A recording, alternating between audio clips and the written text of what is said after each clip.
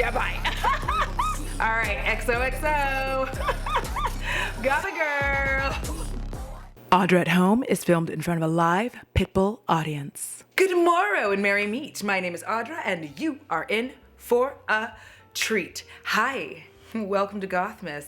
I see you there, you who's been watching me all year long and yet you haven't hit the subscribe button and my feeling is hurt. All right, so for the little bit of Gothmas that I'm going to be doing, I did want to go ahead and do this video. Now, y'all, I did not expect to be pissing people off so early in Gothmas, but here we are. I'm going to be doing a get ready with me, and I'm going to be using the Milan Rowe Poison Ivy palette. Hopefully at some point in this Gothmas I will be doing the comparison between the Glam Light Dirty Martini, the Tropical, I believe, Paradise by Ace Beauté, and this one. So, I'm here. This is what it looks like on the inside. Those are all my brushes. You're welcome. So I want to start this by telling y'all a story. Mother's Day is a big deal for a lot of us, especially the first one that you can pay for with your own money. You know, when you turn 16, 17, whatever age it is that you get your first job, and in America, capitalism dictates that you do that as early as possible, or you are a lazy interloper. But anyway, you get your first job and you have your first coins, and for Mother's Day, you want to be able to do something that you have never been able to do. And that thing is to take your mother out for Mother's Day, because you've never been able to do that. It's always been something where your mom, like, you go out but your mom pays for it, you know what I mean? Especially in a single parent household, you go out, your mom pays for it, and you're just like, here's the card, Mom. So with that being the case, the first Mother's Day where I was able to actually be like, I have money, I'm gonna take my mom out to eat, this is gonna be amazing. So I took my mom out to a restaurant and I was like super excited because I felt pretty amazing that here I was able to do this thing. We get into the restaurant, they seat us in the back. And we're in a fairly small town, so I don't have to tell other people of color what that actually feels like. And what is happening there, y'all know. So what ends up happening is we're sitting there, no one even comes over to get us some water, nothing. And finally it's just like, let's go. You know, I'm mad. I wanted to do something nice for my mom for Mother's Day. I wanted to spend my coin and do something pleasant for her. And it was just turning into this like really weird, awkward nightmare. And I was unhappy with that situation. So of course we left. And excuse my voice, I'm losing it a little bit. And of course we leave and it's like, yeah, let's get the hell out of here. I don't know where we went next, but I vowed never to go back to that restaurant because I was like, how dare they? How dare they treat us this way? This was such an important day for my mother. Now, fast forward a few years and you know those gift cards that you could just get in the grocery store, right? It would show you all the different restaurants that you could use it at. And then like, that's kind of where I feel like a lot of us learned that they're affiliated, that these restaurants are affiliated with one another in the sense that they're all owned by the same parent company. And I realized that even though I had vowed to never go to that restaurant again, they were still somehow getting my money. You know what I mean? Like, it didn't matter that I didn't frequent that particular restaurant anymore, because they were still winning. They were still winning the war. And the reason that they were able to still win that war is because I was unaware of the fact there was a parent company that owned these chain restaurants all together now. And realistically, all I did was just transfer my funds from one of their chains to a different one, which, you know, is what kind of gave me that heads up and woke me up to my reality, which was, there really isn't choice. Choice doesn't actually exist. Choice is made up. And after that, I kind of really changed the way that I looked at things. It's kind of one of the reasons why even to this day, I don't really do a lot of boycotting type behaviors, because I am aware that situation taught me something that I have really used my entire life. And so I kind of wanted to talk about that today and try to not be as wordy as I normally am. So if you take it all the way back into like the olden days where like Audra's Drug Emporium existed. Audra's Drug Emporium, you know, was around for a long time. Audra's Drug Emporium, and for those of you that don't know, that's obviously made up, but just in case, I don't want to get in trouble. But Audra's Drug Emporium has been around, you know what I mean? And people have shopped there for a long time. It's been passed down through the family. That is how Audra's Drug Emporium has managed to survive, right? And it's been great, and I passed it on through the family. However, times are a changing, right?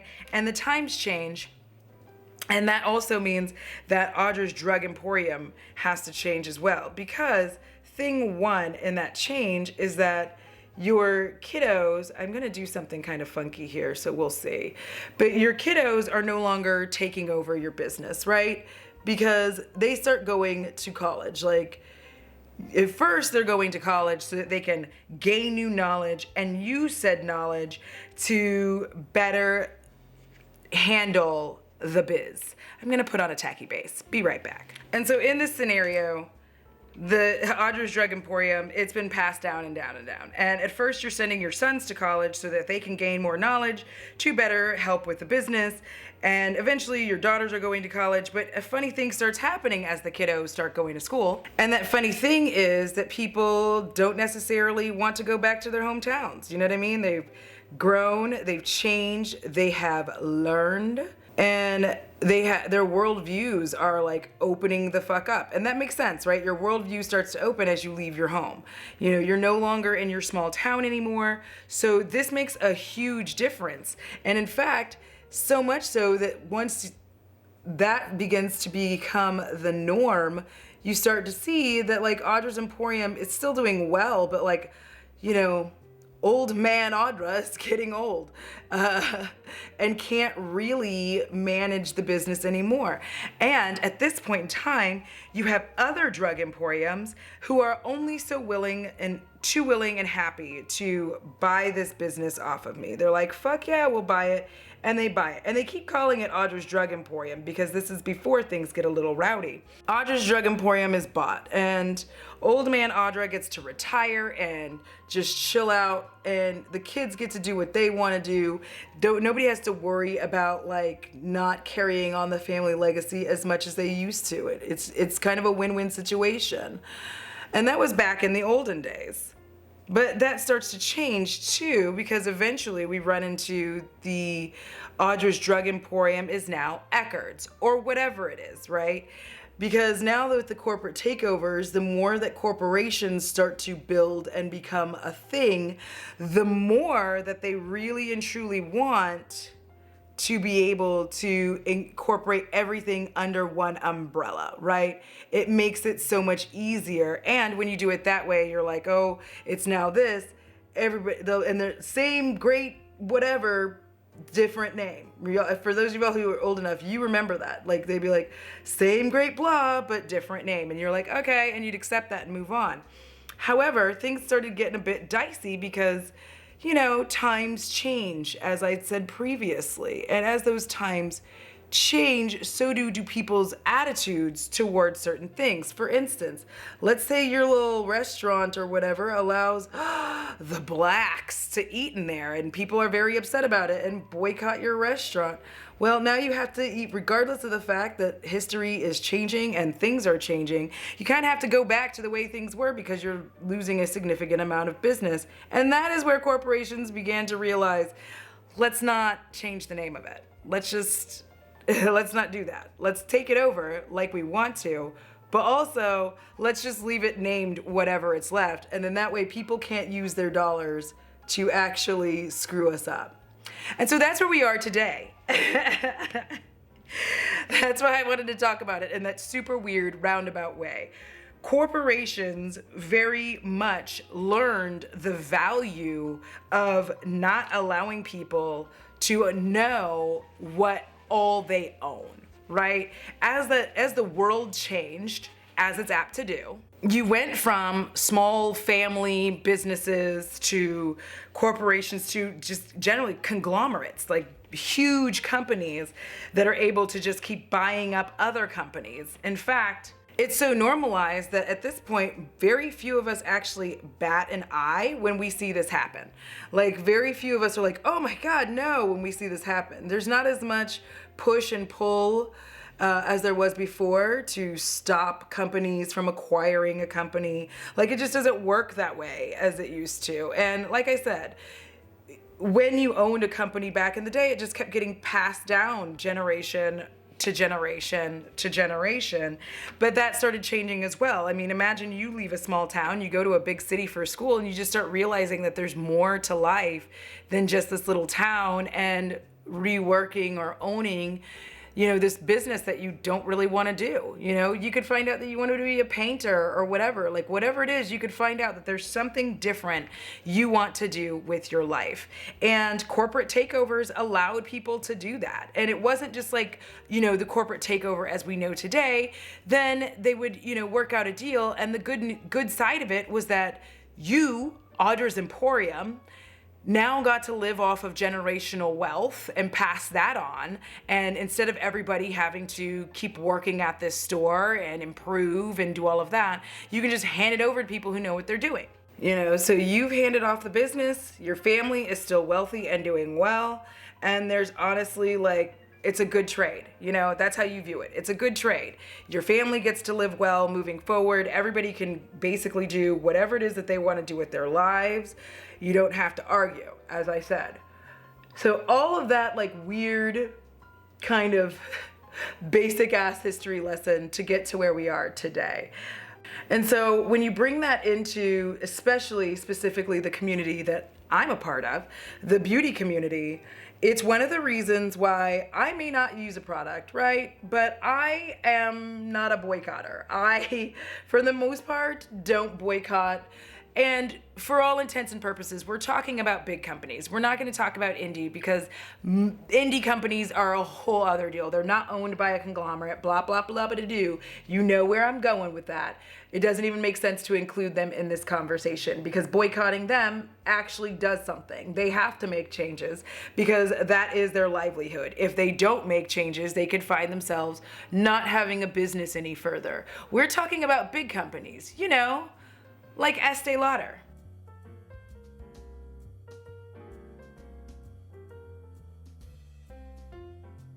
And so I'm sure you saw some of the things that I popped up on the screen. So Too Faced is one of Estee Lauder's companies.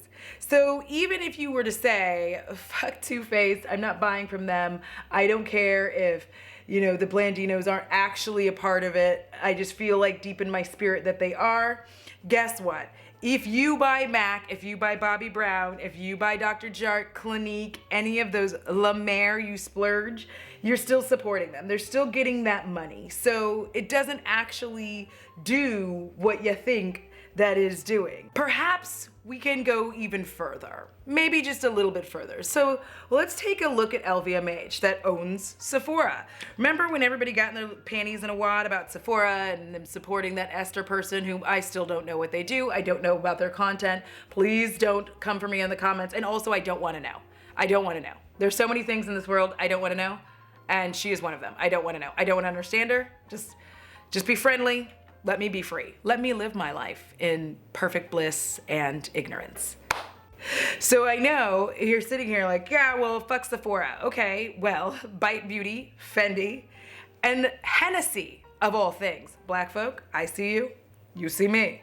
Hennessy, of all things, is something that they own. So again, even in the beauty sphere, if you're like, I am not gonna shop at Sephora, they will not get one dime from me, but you enjoy Hennessy, you're shit out of luck.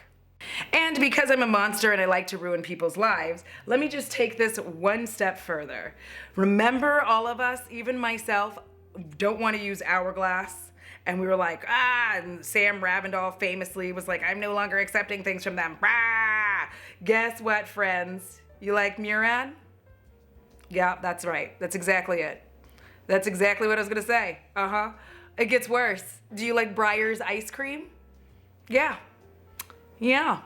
Gets worse. Do you use Q-tips? Am I making your day worse yet?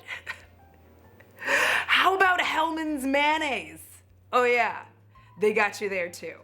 And I got one more for you because I am a masochist, and since I enjoy pain from time to time, I thought maybe I should be a sadist today and inflict some on you, and that is a Klondike bar. What would you do for a Klondike bar? Probably not by Hourglass, but it's too late. You're still there. You're still there. So this is the reality that we live in. And when it comes to the beauty sphere, one of the things that I will definitely say is from very early when I started getting back into the beauty community, I really was very adamant that there were things I did not want to do on my channel. One of them was doing low buys and no buys, and one of them, especially because I didn't even truly understand the point behind it, was gonna be like vegan and cruelty free and all of that. Not because I don't care about the animals, but because I care about all things as much as I possibly can in one go. And my reality was, great if it's vegan, but if the human beings who are producing this are being treated like hot garbage, am I actually helping anything? The point was that these same vegan and cruelty-free brands that everybody gets very excited about are often still owned by larger companies that all of their brands aren't vegan, cruelty-free, and all that good jazz. So does that mean you stop buying it? And of course, my answer is no, because it's still, change is still change, right? And it's gonna take time. But in our new social justice world, it very much feels like people do not understand corporations and capitalism have us by the short and curlies. Definitely. I mean, if you are a person of color with any kind of texture in your hair, then it's definitely short and curly, but we're going to leave that for another day. No, we're not. I'm not going to talk about it. I want to keep my monetization. In these times, we're constantly searching for like the right company. We're constantly in this mindset that if company X does whatever, then we should immediately boycott said company. They cannot be allowed to continue. But my reality very early, and continues to be, like the lesson that I learned, was that it just doesn't work like that. It'd be nice if it did, wouldn't it? It'd be great if we could just boycott and be like, fuck them. But the reality is corporations aren't even like they used to be. Back in the day, a company would own several like businesses, bunches and bunches of like businesses, because they already knew how to do that. But today, in today's world, first of all, they're beholden to stockholders, not just an actual person. But most importantly, they own a lot of disparate things. Like with the Unilever example, they own so many different things that it's actually difficult to truly boycott unless you are really committed to the idea that you're not going to use any product underneath that company label.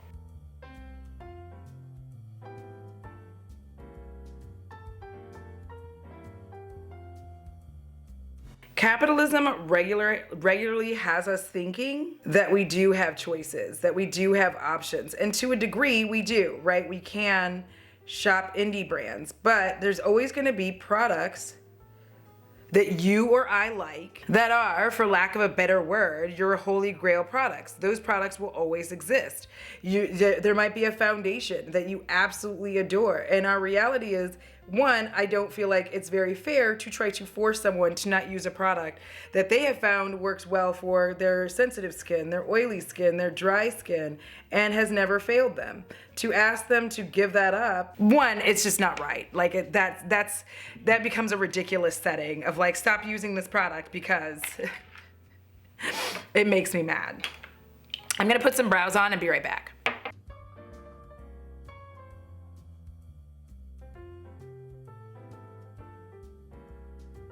When I was doing the research for this video, it really boggled my mind, especially looking at LVMH and truly understanding and realizing, even more than I wanted to understand and realize, how difficult it actually is to quote unquote boycott a company. How difficult it is to just be like, oh, I'm not supporting them, because you're still supporting them.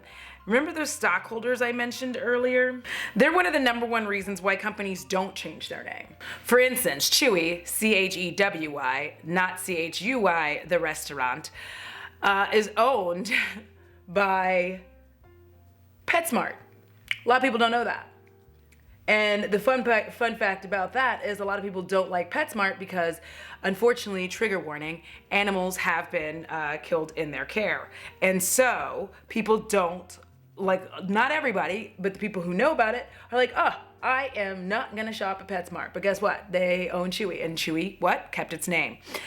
In fact, a lot of company owners, it's not just corporations that don't want you to change the name. A lot of company owners, when they're selling the company, stipulate that the name can't be changed, right? Branding and whatnot. But in reality, most corporations don't want to change the name because then they're able to play their super fun shell game, in which it's so difficult for you to have to, like, I mean, obviously now it's significantly easier because we have Google, but back in the day, it was so much more difficult to kind of look up and figure out and understand who owns what and why. And so it begs the question, when you're making these decisions, when you're saying, I won't shop at this company, are we doing the research? That becomes the big question. Like, are we doing the research? Are you going to do the research, figure out every brand that's underneath this company, and like I said previously, just absolutely not buy any of those things in your life? Because the real answer for most of us is no. There are things that we enjoy that are not just brand specific because you're loyal to a brand. There's also the fact that there are things that brands make that is better than other things from other brands. So for me, Charmin toilet paper is the toilet paper. I will not switch from Charmin because using the bathroom is a very personal situation, and I like the way that toilet paper works out. Sue me. Just don't. I don't have any money.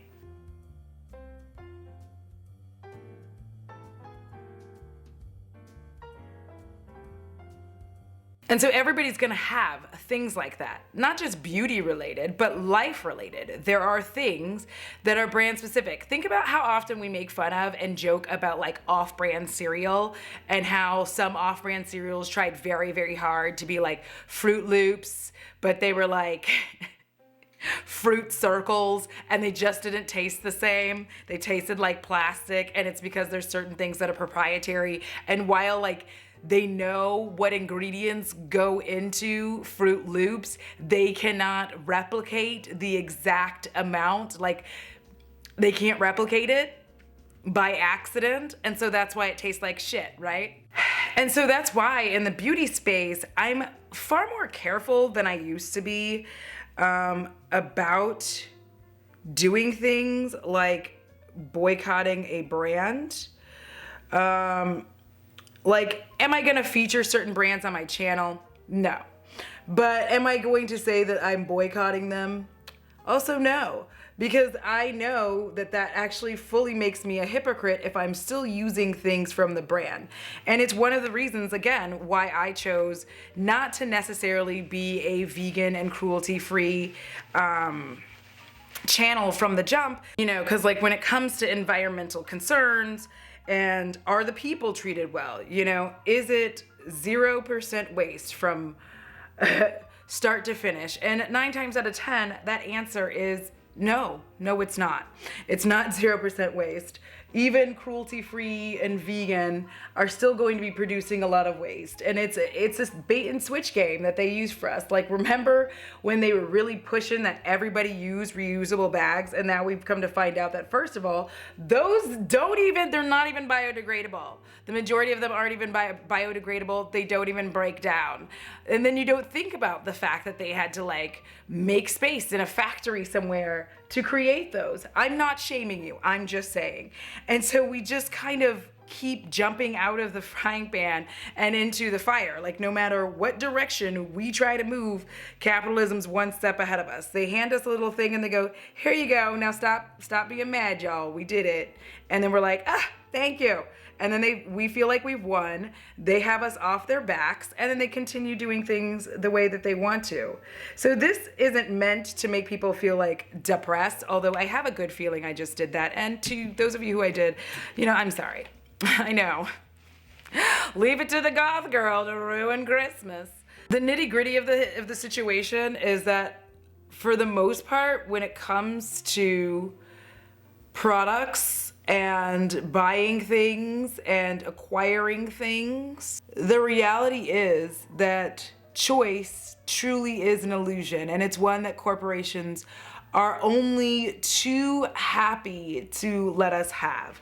We think that we're, showing this company what's up by not buying it, but we're still buying other things. And that's why they don't necessarily care that people get mad and boycott, because they know they have other assets that will pick up the slack. And they also know that a lot of people don't know and understand that they own those things. And so they're like, cool, that's fine. And they'll just wait for it to blow over, because unfortunately, people do, including myself, have very short memories on why we're not using something. Like, what happened to make us so angry? We don't know anymore. We forgot. Are we using it? Sure. Why the fuck not, right?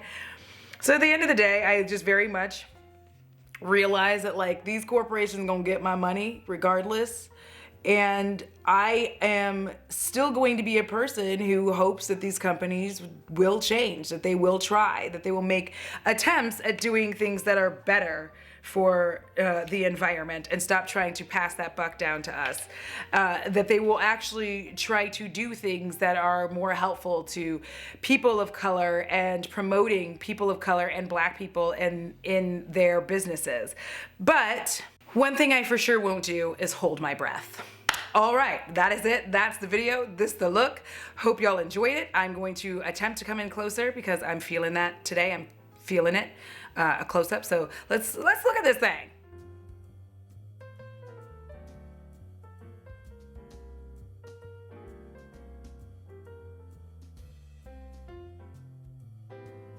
All right, so that is it. That's the video. If y'all enjoyed this, please do me a favor and give this video a big thumbs up, so then that way the algorithm goddess can do what she does best, which is push me further down into the algorithm so that I can continue to do whatever the fuck I want to.